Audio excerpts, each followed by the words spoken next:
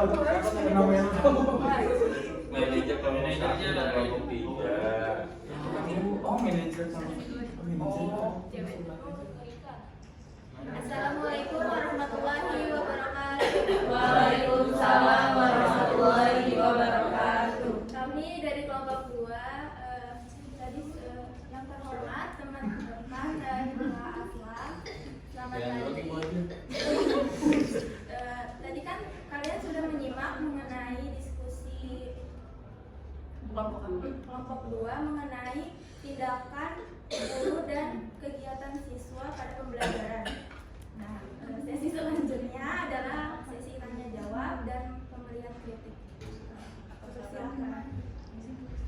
Boleh dari kelompok 3 langsung masuk Pak Dwi. Kelompok 3. Apa tadi itu katanya? kita dulu satu dulu Atau kelompok 1. kelompok 1 dan 3.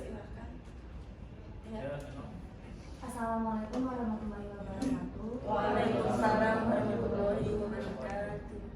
Saya Nurul Febriona, perwakilan dari kelompok 1, izin bertanya kepada kelompok 2 tentang tindakan guru dan siswa dalam belajar.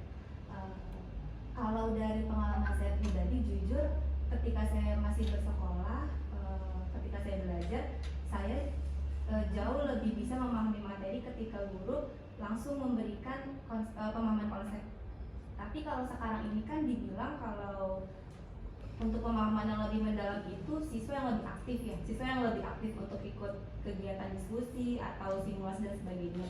Nah, kalau menurut kelompok kalian lebih lebih efektif mana sih untuk memberikan pemahaman mendalam kepada siswa? Apakah guru yang memberikan penjelasan konsep langsung atau melalui kegiatan siswa yang aktif gitu? Menurut pendapat kelompok kalian? Terima kasih.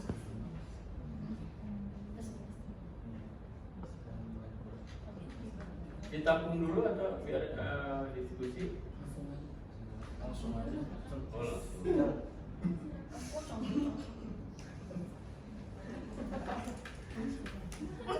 Jadi kalau izin menjawab ya, menurut kami harus seimbang karena untuk pemahaman konsep itu dari guru memang harus langsung menjelaskan juga melalui metode ceramah contohnya. Tetapi kalau hanya melalui metode ceramah guru menjelaskan itu menjadi monoton. Jadi nanti siswa akan bosan ya, maka dari itu harus diadakan juga kegiatan yang menuntut peserta didik menjadi aktif gitu. Jadi supaya peserta didik mendapatkan pengalaman lain juga seperti itu.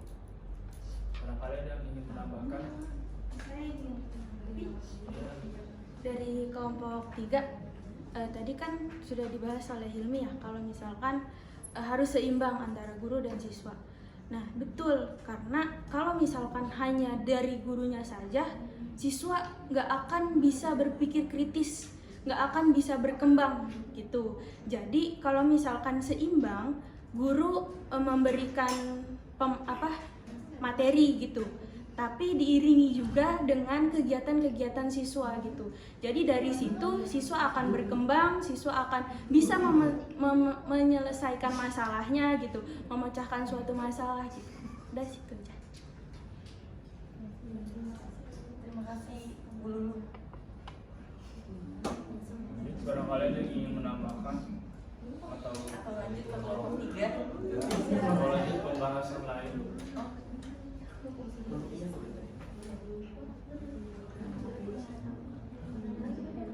Dulu kelompok 3 ya? Iya, Pak. Oh, kita sebutin kelompok 3 kenapa? Dia bingung. Anggotanya bukan. Gimana Pak Jul? Pak Jul ingin menambahkan? Tadi katanya mau nanya nih. Iya. Nggak boleh ditahan-tahan, kalau ingin bertanya ya bertanya. Silakan Pak. Silakan Pak.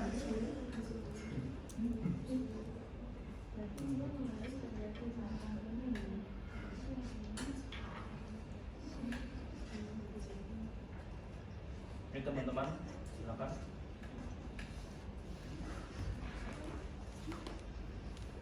Jadi bagaimana teman-teman? Ada yang ingin bertanya?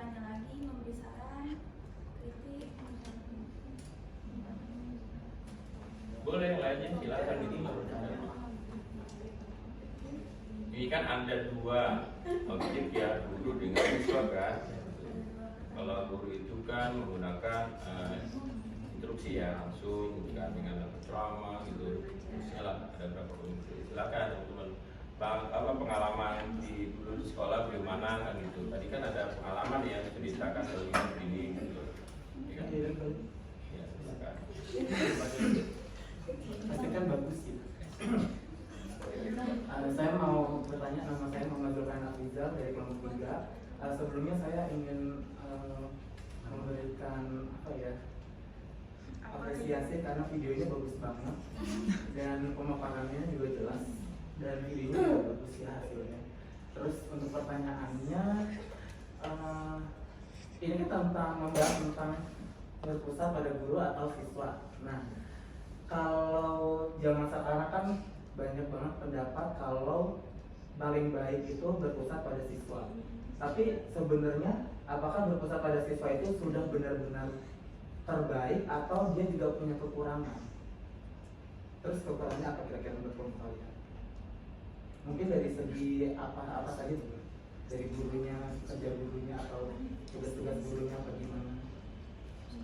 Ya, izin menambahkan Pak Zul, menurut kami kalau hanya berpusat kepada siswa itu minusnya siswa jadi tidak terarah gitu.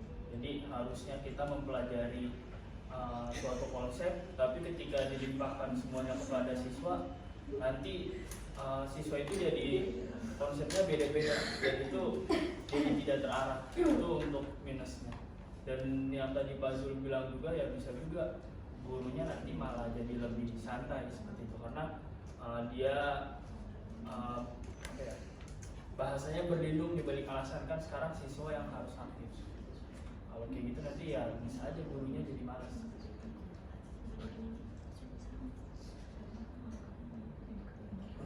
Oke, ditambah belakang dulu. Izin menambahkan jadi menambahkan yang dulu jadi contohnya misalkan ada tugas proyek itu kebanyakan kan bukan siswanya yang mengerjakan jadinya kalau berpusat pada siswa lebih dibawa pulang malah orang tuanya jadi yang ikut serta dalam pekerjaan tersebut. Mungkin itu sih contohnya.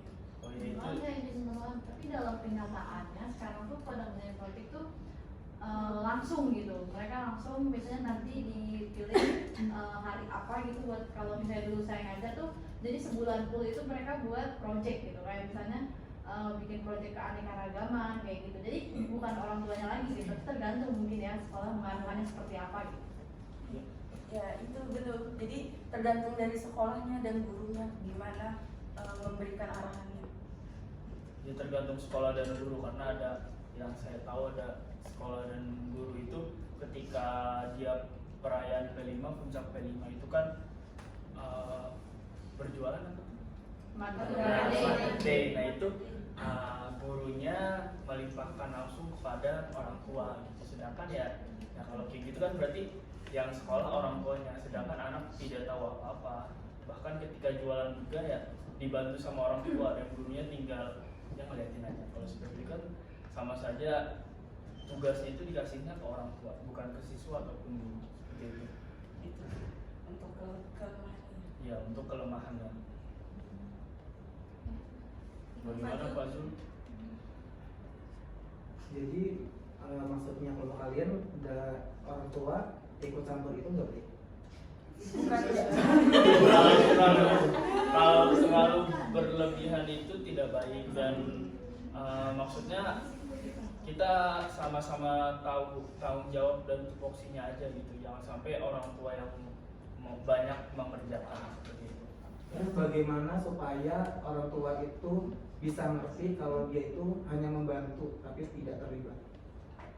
Bagaimana cara mengertinya itu dari gurunya sih sebenarnya, karena kalau misalkan gurunya tegas dan gurunya juga ikut terlibat pasti orang tua bakal paham lah, karena pengalaman saya yang orang tuanya itu benar-benar terlibat sedangkan anak-anaknya tidak terlibat itu ya karena gurunya bodoh amat gitu. Jadi dari gurunya itu yang harus ikut terlibat seperti itu. Itu sudah cukup jelas, terima kasih. Ya, baik Pak. Ada yang lain? Kalau menurut saya belum ada solusinya tuh. Boleh dan ingin memberikan solusi. Silakan.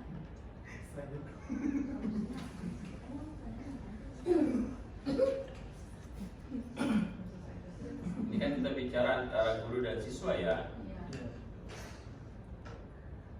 Silakan, ada solusinya nggak yang tadi kita debatkan itu? Iya. Gurunya harus tegas lagi. Solusinya sih ya Pak, ketegasan dari gurunya Pak. Jadi kan yang punya kelas itu kan guru, jadi ya guru yang mengendalikan kapan waktunya orang tua terlibat, kapan waktunya anak yang aktif seperti itu. Dan guru juga harus sadar dengan tanggung jawabnya. Iya. Izin sharing Pak. Iya.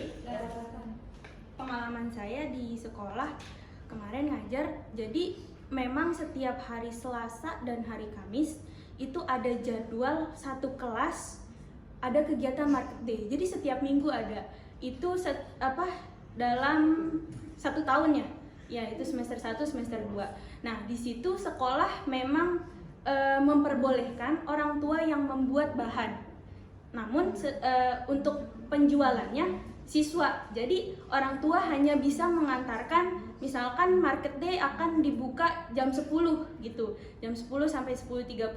Nanti orang tua setengah 10 harus mengantarkan gitu. Nanti yang siap-siap pun untuk berjualan itu anak-anak gitu. Jadi orang tua hanya membuat saja bahan-bahannya. Kan kalau misalkan anak SD suruh bikin makanan gitu atau yang lain gitu, itu kan lumayan beresiko gitu ya, karena umurnya masih di bawah juga. Nah, jadi mereka sudah mengerti bagaimana cara mengelola keuangan, bagaimana cara memasarkan produk mereka gitu. Jadi pure siswa yang terjun untuk penjualan. Kalau untuk pembuatan itu dari orang tua. Iya. Terima kasih dulu untuk sharing dan juga untuk solusinya. Ada lagi? Gimana teman-teman, apakah ada lagi? Iya. Izin mungkin sharing aja ya teman-teman. Waktu saya PLP 2 kemarin di sekolah tempat saya PLP kemarin itu untuk pelaksanaan P5 itu menggunakan jadi dia bukan sistem market day, dia menggunakan memanfaatkan barang-barang bekas. Jadi dia memanfaatkan barang-barang bekas untuk menghasilkan satu produk baru yang bisa dimanfaatkan. Nah, pelaksanaannya itu dia setiap hari apa saya lupa, tapi di setelah istirahat kedua biasanya itu setiap entah seminggu, saya lupa seminggu 2 kali atau seminggu 3 kali, tapi pasti di hari Jumat itu ada, itu membuat, jadi mereka tuh bawa barangnya apa yang sudah ingin dirakit, ingin dirangkai, dia bawa, anak-anak bawa per kelompok, terus itu dibuat selama P5 itu setelah jam istirahat sampai pulang sekolah. Nah, di akhir biasanya di antara pertengahan semester atau di akhir semester itu barang-barang yang sudah dibuat atau didaur ulang itu dipamerkan. Jadi bukan dijual tapi dipamerkan dan ditunjukkan, oh manfaatnya seperti ini, penggunaannya seperti ini. Jadi itu tuh orang tua dimintanya untuk datang mengunjungi, melihat bahwa anak-anaknya membuat ini, membuat itu, seperti itu. Terima kasih. Di daerah Condet juga ada yang seperti itu. Jadi menggunakan barang-barang bekas kemudian dijadikan kerajinan dan ada pameran. Seperti itu. Ada lagi teman-teman? Berarti agar orang tua tak terlibat itu proyeknya ini kan bisa kita pilih gitu, yang mana proyek yang tidak melibatkan orang tua dan proyek yang harus melibatkan orang tua, kayak tadi market day gitu. Karena kan anak-anak sekarang yang kita ada belum tentu bisa memasak gitu kan, apalagi mereka yang masih SD. Iya. Ya seperti itu, berarti tergantung proyeknya kali ya, biar nggak melibatkan orang tua. Tergantung proyeknya, betul. Ada lagi teman-teman? Oke, ada lagi? Kalau seandainya program P5-nya temanya tentang kewirausahaan, terus kalau kewirausahaan sedangkan anak-anaknya dalam pembuatannya itu orang tuanya yang membuat, terus apa yang dinilai? Kan kewirausahaan cara dia Proses berjualan. Iya.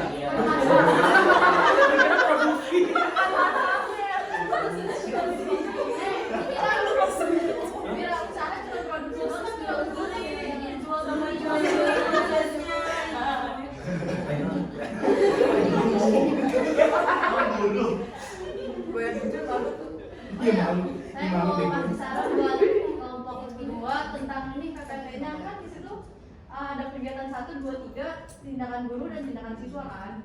Nah tapi kan di PPT kalian itu kayak nggak ada yang kurang jelas gitu, kayak mana kegiatan 1, kegiatan 2, kegiatan 3 gitu. Iya kalau nggak buka LMS belum paham gitu, tapi mungkin di atasnya bisa dikasih dulu nih kegiatan 1 gitu kan, udah ada tuh bapak tadi tindakan guru sama kegiatan siswanya, cuman kegiatan 1, 2, 3 nya nggak kelihatan. Kalau saya nggak buka LMS saya nggak paham. Iya, maksud aja. Terima kasih. Oke, itu jadi masukan tuh. Kalau kita lihat di linknya, LMS-nya, terus kita paham kan gitu. Kalau tidak lihat dari video aja kan nggak paham. Ada lagi? Nah, kalau saya berikan saran, apa yang disampaikan oleh kelompok kedua itu, jadi memang pembelajaran itu terpusatkan pada siswa. Tadi kalau siswa jadi akhirnya gurunya malas dan seterusnya. Jadi pembelajaran terpusat pada siswa yang terbimbing. Itu. Jadi harus terbimbing, ya. Mau dia nanti P5 apakah terbimbing? Kalau tadi kan bahasa teman-teman kan jadi gurunya apa santai atau apa kan dulu itu kan pusatnya siswa-siswa yang aktif. Tapi kalau tidak terbimbing itu kan tidak tercapai kan itu. Jadi tetap kita adanya terbimbing. Jadi bebas siswa kan, tapi tetap ada terbimbing. Apalagi siswa kelas rendah itu kan harus terbimbing. Itu masukan dari saya sih. Terima kasih Pak Asma. Silakan, sudah kalau tidak ada ditutup. Silakan lagi. Baik teman-teman, terima kasih atas masukannya, saran, kritik, dan pertanyaannya. Cukup sekian presentasi dan pemaparan pada kelompok 2. Kurang lebihnya mohon maaf. Wassalamualaikum warahmatullahi wabarakatuh. Waalaikumsalam warahmatullahi wabarakatuh.